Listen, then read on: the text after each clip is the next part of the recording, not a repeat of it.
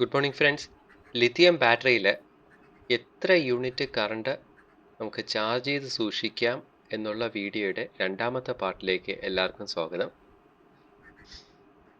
നമ്മളിവിടെ നോക്കാൻ പോകുന്നത് 25.6 വോൾട്ട് ബാറ്ററി 120 ആണ്.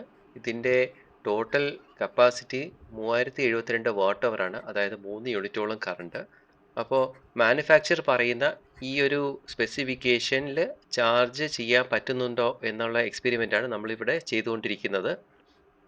നമ്മുടെ എക്സ്പെരിമെൻ്റ് തുടങ്ങിയിട്ട് ഇപ്പോൾ അരമണിക്കൂറായി.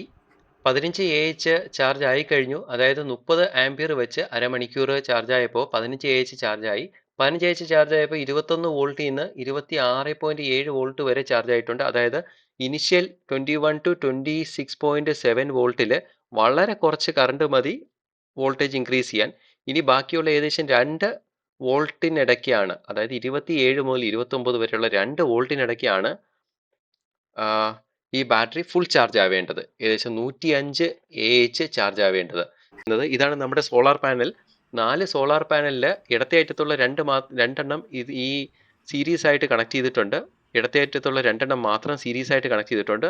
ഈ സീരീസ് ആയി കണക്ട് ചെയ്തേക്കുന്ന ഇടത്തെ അറ്റത്തുള്ള 2 400 വാട്ട്സിൻ്റെ പാനലിൻ്റെ കൂടെ 550 വാട്ട്സിൻ്റെ ബൈഫിഷ്യൽ പാനൽസ് 2 സീരീസ് ആയി കണക്ട് ചെയ്ത് പാരലാക്കിയിട്ടുണ്ട്.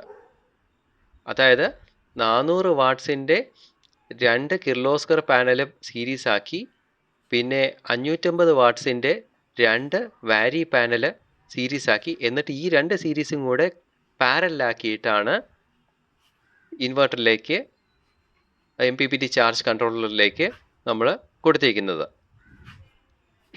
ഇതാണ് വയറിങ്. 6 mm² DC വയറിൻ്റെ കൂടെ 6 mm² AC വയറാണ് അറ്റാച്ച് ചെയ്തിരിക്കുന്നത്.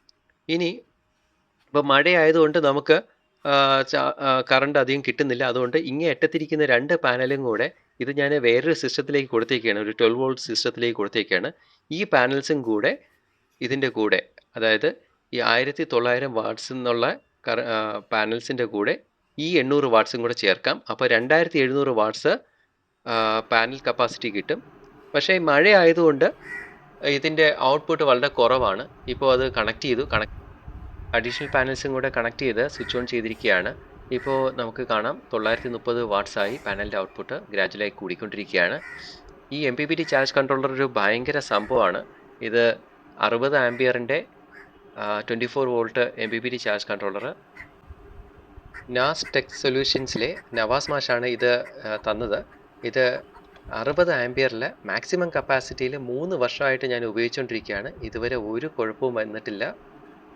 ഡിക്സിൻ്റെയാണ് ഈ ഒരു ചാർജ് കൺട്രോളർ. ഇപ്പോൾ 1/2 യൂണിറ്റ് കറണ്ട് ബാറ്ററിയിൽ ചാർജ് ആയിരിക്കുന്നു. ഇനി ബാക്കി 2.5 യൂണിറ്റ് കറണ്ടും കൂടെയാണ് നമ്മുടെ എസ്റ്റിമേറ്റ്. അത് അടുത്ത വീഡിയോയിൽ ബാക്കിയുള്ള ചാർജിങ് കാണിക്കാം. ഇപ്പോൾ വീഡിയോ കണ്ട എല്ലാവർക്കും നന്ദി, നമസ്കാരം.